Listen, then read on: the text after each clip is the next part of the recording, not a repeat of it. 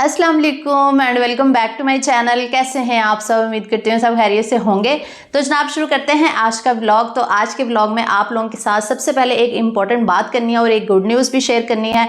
वो ये है कि अक्सर मैं आप लोगों के साथ शेयर करती रहती हूँ ना कि मेरी यूट्यूब की इनकम जो आती है वो सारी मेरी वीडियोज़ पे लग जाती है। जो मैं कॉन्टेंट बनाती हूँ हाफ से ज़्यादा जो है ना इस पर एक्सपेंस आ जाता है। तो फिर मैंने इसके बारे में रिसर्च किया कि मैं ऐसा क्या काम कर सकती हूँ जिससे मैं घर बैठे ऑनलाइन अर्निंग भी कर सकूँ और बगैर इन्वेस्टमेंट के कर सकूँ।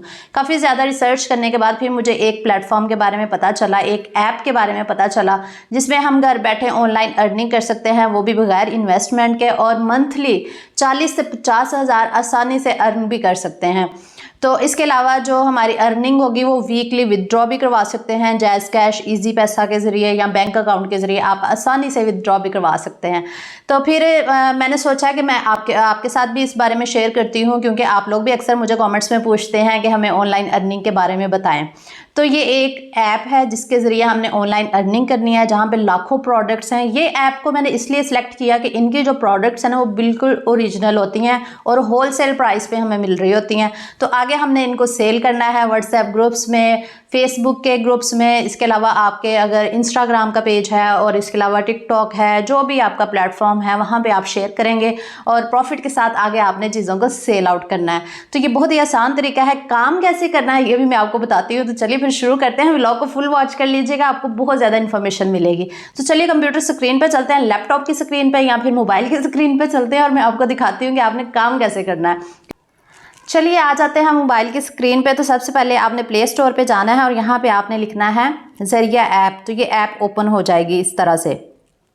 तो यहाँ पे ये देखिए आपको कितनी ज़्यादा कैटेगरीज मिल रही हैं और कितनी ज़्यादा लाखों की तादाद में आपको प्रोडक्ट्स भी मिल रही हैं, किसी पे डिस्काउंट भी लगा हुआ है।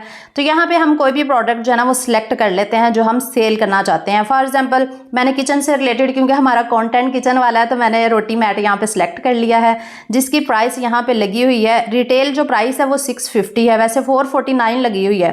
तो आप उन्होंने कहा कि कलर सेलेक्ट करें, तो मैंने यहाँ पे ऑरेंज कलर सेलेक्ट कर लिया है। और नीचे इसकी आ रही है डिटेल्स, जिसको आपने करना है कॉपी, और इमेजेस जो इसकी लगी हुई हैं वो आपने कर लेनी है सेव गैलरी के अंदर। और आपने कॉपी करने के बाद जहां भी आपने शेयर करना है, अपने ग्रुप्स में शेयर करना है, फेसबुक के ग्रुप्स में, जहां भी आपने शेयर करना चाहते हैं या किसी फ्रेंड को आप सेंड करना चाहते हैं ये डिटेल्स, तो आपने क्या करना है, कॉपी करने के बाद आपने पेस्ट कर देना वहाँ जाके अपने व्हाट्सएप ग्रुप में। फॉर एग्जांपल ये मैंने व्हाट्सएप खोल लिया, अब यहाँ पे जाके जो है मैं वो डिटेल्स जो है ना वो सेंड कर दूँगी। लेकिन डिटेल सेंड करते हुए आपने जो प्राइस है ना, अपना प्रॉफिट ऐड करके जो प्राइस बनती है ना वो आपने लिखनी है। जैसे 650 थी ना इनकी प्राइस रिटेल, तो मैंने यहाँ पर लिख दिया 850, क्योंकि 200 मैं प्रॉफिट रखना चाह रही हूँ। तो मैंने 850 लिख के तो इनको सेंड कर दिया। तो ये जो कस्टमर है ये देखेंगे कि 850 का रोटी मैट मिल रहा है, तो ये 850 का आपको ऑर्डर कर देंगे। फॉर एग्जांपल ऑर्डर कर देंगे तो फिर आपने क्या करना है, फिर आपने वापस जाना है वहाँ पे अपनी प्रोडक्ट जो आपने ऐड टू कार्ट की होगी वहाँ पे जाके आपने ये प्रोडक्ट उनको सेंड करनी है। लेकिन उससे पहले आपने अपना प्रॉफिट भी ऐड करना है। वो कैसे करना है, तो वापस आ जाते हैं इसी प्रोडक्ट पे और यहाँ पे सेल करें पे मैंने क्लिक कर दिया है। क्लिक करने के बाद आपको यहाँ पे वो कहेगा कि अपना प्रॉफिट ऐड करें, कस्टमर को डिलीवर करें। यहाँ पे आपने ऑन इसको कर लेना है। उसके बाद आपने 200 यहाँ पे ऐड कर देना है। ये देखिए मैं ऐड कर रही हूँ 200। यहाँ पे ऐड करने के बाद आपने चले जाना है इसको सेल करने पे। फिर आपने आगे, ये आगे लिखा हुआ है ना ब्लू बटन में, इसको आपने क्लिक करना है। वो कह रहा है आगे, इसका मतलब 849 जो है ना वो टोटल प्राइस है, जिसमें 200 जो है आपका प्रॉफिट है, इसके अलावा 200 डिलीवरी चार्जेस भी हैं। तो कस्टमर को कितने का मिलेगा, 849 का, और आपको कितना प्रॉफिट मिलेगा, 200। इसी तरह आप बेशुमार प्रोडक्ट्स को इसी तरीके से आप सेल कर सकते हैं। उसके बाद आपने आगे जाके फिर कस्टमर की जो डिटेल्स होंगी, उसका एड्रेस, उसका फ़ोन नंबर, वो सब कुछ आपने यहाँ पे लगा देना है। उसके बाद ऑर्डर करें पे आपने क्लिक कर देना है। फिर जो ज़रिया ऐप वाले होंगे वो ऑर्डर भेजेंगे आगे कस्टमर्स को और वहाँ पे उनको चीज़ डिलीवर हो जाएगी जो भी आप भेजेंगे। और सबसे अच्छी बात यह है इनकी कि आप अपने नाम से बिज़नेस कर सकते हैं, यानी कि बिज़नेस का नेम जो है ना वो आप खुद भी सिलेक्ट कर सकते हैं और आप अपने नाम से उनको बिज़नेस का नेम लिख के आप सेंड करेंगे तो उनको लगेगा कि आपके नाम से ये चीज़ आई है और आप अपना ब्रांड बना सकते हैं। उस नेम को अच्छा सा नेम सोच के रख लीजिए और हर कस्टमर को जो भी आप भेजेंगे अपने नेम से ही भेजेंगे। तो ये कितना आसान है, आपको डिलीवर भी नहीं करना पड़ेगा, आपने कुछ भी नहीं करना, बस घर बैठे आपने मार्केटिंग करनी है, चीज़ों को सेल करना है, सारा कुछ ज़रिया ऐप ने करना है। और 100% इनके प्रोडक्ट्स जो है ना वो जेन्युइन है। इसके अलावा हमें रिवॉर्ड्स भी मिलते हैं और अर्निंग भी हमारी शो होने लग जाती है यहाँ पे। तो ये बहुत ही इजी तरीका है अर्निंग करने का। तो आप लोग अगर इंटरेस्टेड हैं तो लाजमी करें, घर बैठे करें, क्योंकि आजकल हालात आपको पता है कितने टाइट हैं, हर कोई जो है वो हैंड टू माउथ हुआ है। इसलिए आप भी अर्निंग स्टार्ट करें, मैं भी स्टार्ट करूँगी इंशाल्लाह, मिल के काम करेंगे। तो फिर देर किस बात की, तो चलिए मोबाइल उठाएँ और जल्दी जल्दी ज़रिया ऐप को इंस्टॉल करें और अर्निंग करना शुरू करें। अगर आपको किसी चीज़ की समझ नहीं आती तो आप इनकी फेसबुक की जो कम्युनिटी है उसको भी ज्वाइन कर सकते हैं। वहाँ पे जाके आप जो है वो अपना क्वेश्चन कर सकते हैं, जो जिस बात की आपको समझ नहीं आएगी वो पूछ सकते हैं। वैसे तो मैंने ईच एंड एवरीथिंग आपके साथ एक्सप्लेन कर दी, आई एम श्योर आपको समझ आ गई होगी। तो जनाब आ जाते हैं अपनी किचन की रूटीन की जानिब। तो यहाँ पे मैं बीफ़ कबाब बना रही हूँ। इसके लिए मैंने बोनलेस बीफ़ जो है ना वो डाल दिया था कुकर में। साथ में मैंने लहसुन अदरक का पेस्ट और प्याज डाल के जो है ना इसको पकने के लिए रख दूँगी 2 गिलास पानी डाल के, और साथ में नमक भी डाल देंगे, क्योंकि जब बीफ़ गल जाएगा ना फिर मैं इसमें दाल शामिल करके ना दोबारा 10 मिनट लगाऊंगी, क्योंकि 20 मिनट में तो बीफ़ अच्छे से गल ही जाएगा। तो खैर यहाँ पे 10 से 12 मिनट हो चुके थे। फिर मैंने उसके अंदर दाल शामिल कर दी। दाल जो है ना वो मैंने तकरीबन 1-1.5 पाव ली थी, और साथ में मैंने मसाले डाल दिए, जिसमें कुटी हुई लाल मिर्च, पिसी हुई लाल मिर्च, नमक, हल्दी, ज़ीरा, धनिया पाउडर। ये मैंने 1-1 टीस्पून डाला है, और बाकी ज़ीरा धनिया हम तब डालेंगे फ्रेश जब हम इसको बनाएंगे। तो खैर यहाँ पे मटेरियल हमारा तैयार हो चुका था। मटेरियल को मैंने निकाल लिया और मैंने कहा कि मैं ना इस डंडे के साथ ही इसको पीस लेती हूँ, और फिर ना इसके अंदर हरी मिर्चें, धनिया, पुदीना वगैरह भी डालूंगी, और साथ में ज़ीरा धनिया भुना कुटा ना बड़ा अच्छा लगता है। लेकिन फिर साथ ही मैं यहाँ पे बीफ़ पुलाव भी आज बना रही थी, क्योंकि लंच में ना खाना भी तो बनाना था ना। तो कबाब दरअसल अबीहा के लिए बन रहे थे, इसके स्कूल के लंच बॉक्स के लिए। तो खाने में फिर बीफ़ पुलाव मैंने कहा बना लेते हैं, क्योंकि मैंने बीफ़ के भी पैकेट्स बना के रखे हुए थे। हड्डी 1 पाव की थी इसमें तो आधा किलो ही था तकरीबन। 2 बड़ी इलायचियाँ, नमक और पानी डाल के ना मैंने इसको भी प्रेशर लगा दिया था, 3 गिलास पानी डाल के ना। तो 15 मिनट के लिए मैं इसको गिला लूँगी और फिर बीफ़ पुलाव बनाएंगे।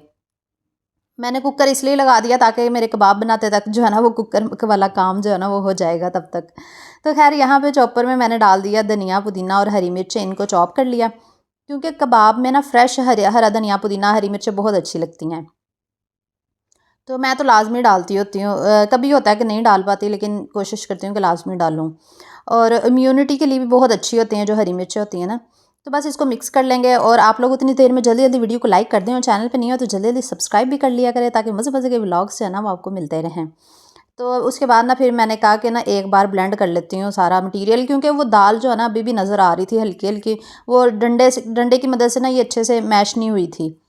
तो मैंने कहा चॉपर को ना ज़्यादा नहीं चलाना, बस ऐसे ही 1 आधे मिनट के लिए। ज़्यादा हम करेंगे ना तो बहुत ज़्यादा मलेदा सा बन जाएगा, इसलिए ज़्यादा नहीं करना।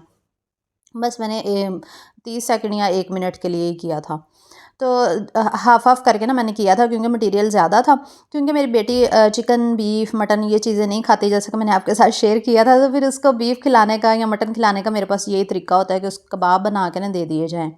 कबाब खा लेती है वो, ब्रेड के अंदर सैंडविच या उसको बर्गर या इस तरह कुछ बना के दूँ ना तो कबाब खा लेती, शुक्र है। और फिर मैंने कहा कि इस दफ़ा साथ ही अंडे डालती हूँ। 2 मैंने अंडे डाल दिए हैं। भुना कुटा ज़ीरा 1 टीस्पून, नमक कम लग रहा था वो मैंने 1 टीस्पून डाल दिया है, और साथ में मैं बस इसको मिक्स कर लूँगी। तो यहाँ पे जनाब मिक्स कर लिया है। और अभी मैं ना पंजीरी जो मैंने पिछले व्लॉग में आपके साथ शेयर की थी, आप लोगों ने बहुत ज़्यादा वो व्लॉग को पसंद किया, तो आप सबका बहुत ज़्यादा शुक्रिया। तो अब्बू जी के लिए मैं निकाल रही थी, क्योंकि बुज़ुर्गों को पंजीरी की बहुत ज़्यादा ज़रूरत होती है, क्योंकि अब्बू जी बड़ी नंद के पास होते हैं, मैंने आपके साथ शेयर किया हुआ है। तो कुछ लोग कमेंट्स में अक्सर पूछते हैं, तो हालांकि मैंने बताया हुआ, फिर आप लोग बार बार पूछते रहते हैं कि अब्बू जी कहाँ पे होते हैं। अब्बू जी बेशक वहाँ पे होते हैं, लेकिन फिर भी हम लोग डेली जाते हैं उनसे मिलने के लिए, उनसे बातें करते हैं और कुछ ना कुछ ले भी जाते हैं उनके लिए। तो मैंने कहा कि अब्बू के लिए पंजीरी ले जाती हूँ, इसलिए मैंने ना ये बॉक्स में पैक की उनके लिए। तो अभी पुलाव बन रहा था। बीफ़ पुलाव खाने के बाद, हमने खाना खाने के बाद अब्बू जी से मिलने जाना था, और मैंने यहाँ पे प्याज ब्राउन हो गए थे इसके अंदर, फिर मैंने बीफ़ बॉयल हुआ ना इसमें शामिल कर दिया। ये 1 पाव की तो इसमें इतनी बड़ी हड्डी थी, और इसमें वो मिख भी थी। मिख होती है ना, बड़ी मज़े की होती है और हेल्दी भी बहुत होती है। फिर मैंने प्याज, टमाटर, हरी मिर्चें वगैरह, लहसुन अदरक, दही, ये सब कुछ डाल के तो इस यहाँ पे ना बीफ़ को अच्छे से भून लूँगी। और साथ ही मैंने कुटी हुई लाल मिर्च वगैरह भी डाल दी थी। मसाले मतलब जो बीफ़ के हमारे बेसिक मसाले होते हैं वो डाल दिए बीफ़ पुलाव के। तो साथ में खड़े मसाले भी मैं डालती हूँ, इससे भी बड़ा अच्छा फ्लेवर आता है। ये सब कुछ डाल के अच्छे से बीफ़ की भुनाई कर लेनी है। बीफ़ गलने के बाद ही आपने करनी है, मतलब इसको 95% गला लेना, फिर हम पुलाव बनाएंगे। तो ये यखनी पुलाव बहुत मज़े का बनता है। साथ में लेमन जूस भी ऐड करें इससे और फ्लेवर इसका ना बढ़ जाता है। आपको मज़े की बात बताऊँ, ये बीफ पुलाव ना मैं फ़र्स्ट टाइम बना रही हूँ बकरा ईद गुजरने के बाद। बकरा ईद पे तो बनता ही है, हर घर में ही बनता है, उसके बाद मैंने भी नहीं बनाया तो मैंने आज इतने अरसे के बाद बनाया है। और यहाँ पे मैंने यखनी फिर डाल दी थी, क्योंकि मैंने लिए थे 2 गिलास चावल और 4 गिलास जो है ना मैंने यखनी के डाल दिए। फिर इसमें 3.5 हुए थे, आधा मैंने दूसरा डाला था, बल्कि 4 से कम ही डाले थे। और साथ में मसर भी रखे हुए हैं मैंने पकने के लिए। बेशक घर में चावल बने हों, कबाब बने हों, जो मर्ज़ी बने हों, लेकिन हस्बैंड को जो है ना वो चाहिए होता है, सालन लाजमी होना चाहिए जो मर्ज़ी हो। तो इसलिए फिर मैंने साथ ही मसर रख दिए थे पकने के लिए। मैंने कहा नाश्ते में भी सालन यूज़ हो जाएगा और रात को भी अगर खाना खाना होगा तो चलो मसर के साथ खा लेंगे। तो मसरों को भी मैं ना दाल वाले तरीके से ही बनाती हूँ, सारे मसाले प्याज टमाटर लहसुन अदरक डाल के, तो बस टाइम लगा देती हूँ 10 मिनट। और उसके बाद मैं इसमें लहसुन और गोल वाली जो रेड मिर्चें होती हैं ना उसका तड़का लगा देती हूँ। तो ये मसर बनाने का मेरा तरीका है। तो बस यहाँ पे टाइम लगा दिया था और यहाँ पे हमारा जो बीफ पुलाव है वो भी बन रहा था। आज देखें मैंने कितने बड़े बर्तन में थोड़े से चावल बनाए हैं, क्योंकि फिर आप लोग कहते हैं बाजी तुसी बहुत छोटा बर्तन इस्तेमाल करते हो तो चावल सही तरह खिले खिले नहीं बनते इस करके, इसलिए मैं बड़ा बर्तन इस्तेमाल किया अच्छा जी, यहाँ पे ना हम कबाब फ्राई करते हैं। मैंने कहा आपको कबाब भी फ्राई करके दिखा देती हूँ जो अभी मैंने बीफ के बनाए थे। अभी वैसे मैंने इनको ना सारे बना के स्टोर करने हैं, अभी स्टोर नहीं मैंने किए। तो जस्ट उसके साथ ना कबाब के उसके बीफ के साथ बीफ पुलाव के साथ मैंने कहा कबाब भी फ्राई कर लेती हूँ, तो ये मज़े के लगते हैं। आज का खाना, आज का लंच मेन्यू हमारे यही था और कबाब बहुत अच्छे मज़े के बने थे। मुझे ना दरअसल बहुत हार्ड कबाब बिल्कुल नहीं पसंद, मुझे ना सॉफ़्ट वाले अच्छे लगते हैं। और आपको पता है ये कबाब सॉफ़्ट कैसे रहते हैं, बहुत ज़्यादा सॉफ़्ट नहीं मैं कह रही, लेकिन बहुत ज़्यादा हार्ड भी अच्छे नहीं लगते। सॉफ़्ट इसलिए बनते हैं कि अगर आप मटीरियल बना के ना फ़ौरन से कबाब बना के रख लें, अगर आप मटीरियल को पड़ा रहने देंगे वो सूखता रहता है, हार्ड हो जाता है, फिर कबाब भी हार्ड बनते हैं। जितने नरम कबाब होते हैं मुझे तो उतने ही अच्छे लगते हैं, मज़े के लगते हैं। लेकिन इतने नरम भी नहीं होने चाहिए कि वो टूट ही जाएँ ऐसा नहीं मैं कह रही, मतलब थोड़े से सॉफ़्ट होने चाहिए। तो यहाँ पे जनाब हमारा बीफ पुलाव भी रेडी हो चुका था। मैंने ना इसको गीले कपड़े के साथ कवर किया था, रोटी वाले रुमाल के साथ, क्योंकि चावल थोड़े खड़े लग रहे थे, क्योंकि पानी मैंने थोड़ा सा कम डाला था ना, आधा गिलास। तो जब चावल आपको लगे ना कि खड़े खड़े हैं, मतलब स्टैंड अप वाले खड़े नहीं है, वैसे ही अगर कच्चे लगे ना आपको तो आपने क्या करना है कि गीले कपड़े से दम लगा देना है और हल्की आंच पे थोड़ा सा छिंटा लगा के ना 15 मिनट के लिए रख देंगे ना, चावल गल जाते हैं। तो जनाब ये देख लीजिए हमारी बीफ पुलाव की बहुत ही खूबसूरत सी शक्ल आई है। ये प्लेट आप लोगों को डेडिकेट कर दी है। कुछ बहनें ना कमेंट्स में कहती हैं कि बाजी तुसी खाने बहुत अच्छे बनाते हो फास्ट फूड, लेकिन खाना ਤੁਹਾਡਾ खान वाला नहीं होंगे, शक्ल तो बिल्कुल नहीं प्यारी आती तो ये देख ले, ये प्यारी नहीं है, इतने खूबसूरत से तो कबाब बनाए हैं मैंने और इतना प्यारा बीफ पुलाव बनाया है। पता नहीं क्यों आप लोग ऐसे कमेंट्स करते हैं। सालन में वो मैं वाकई मानती हूँ, मैं सालन में ज़्यादा घी का इस्तेमाल नहीं करती, इसलिए आप लोगों को लगता है कि सालन जो है ना वो मेरा अच्छा नहीं होता, उसकी शक्ल अच्छी नहीं होती, क्योंकि ऑयल ज़्यादा नहीं इस्तेमाल करते। आपको पता ऑयल में कितनी बीमारियां होती हैं, इसलिए हम कम इस्तेमाल करते हैं। बस उसके बाद फिर हम आ गए थे अबू जी से मिलने के लिए। ये देखिए शाम का टाइम है, 6, 6:30, 7 का टाइम था। तो यहाँ पे अबू जी के लिए हमने लेनी थी खजूरें और मिल्क शेक का सामान लेना था उनके लिए, और बादाम भी लेने थे। बादाम हम आगे जाके ना हमने कहा बाजी के घर के पास से एक शॉप है, वहाँ से ले लेंगे। तो खजूरें इनके पास जो होती हैं ना वो सॉफ्ट वाली होती हैं, मिल्क शेक के लिए ना वो बड़ी अच्छी रहती हैं। तो ये 400 का 460 का या 640 का था, मुझे याद नहीं एग्जैक्ट कितने का ये बॉक्स मिला था। यहाँ से फिर हमने एप्पल लिए, साथ में बनाना और ये खजूरें ले ली थी,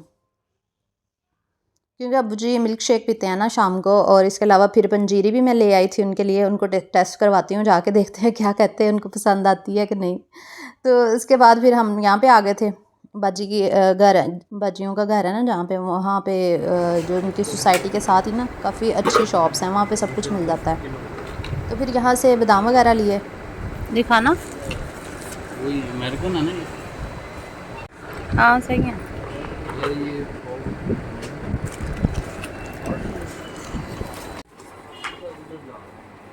तो बस बाजी के न्यू घर में आ गए थे। पुराना घर तो आप लोगों ने देखा हुआ है बाजी का, ये नया घर है उन्होंने शिफ्ट किया है। तो ये भी ना थोड़ा थोड़ा आपको वीडियोस में देखने को मिलता रहेगा तो यहाँ ये उनका किचन है न्यू वाला, ये भी आप फर्स्ट टाइम देख रहे होंगे। तो ये मैं अब्बू जी के लिए ना पंजीरी दोबारा ग्राइंड कर रही थी, क्योंकि मैंने साबुत थोड़ा सा ड्राई फ्रूट डाला था ना, तो वो कह रहे थे कि इसको पीस के ना 0 मीटर बना दो मैंने कहा अच्छा जी। तो मैं उनके लिए यहाँ पे ना ग्राइंड कर रही थी। तो ये देखिए 0 मीटर बन चुकी है पंजीरी। अब उनको इतनी ज़्यादा पसंद आई ना, कहते हैं अब सही है, अब बहुत मज़े की लग रही, क्योंकि बुज़ुर्गों से सख्त चीज़ें नहीं ना चबाई जाती, खाई नहीं जाती, तो इसलिए उनको सॉफ्ट और पाउडर वाली फॉर्म में देनी चाहिए।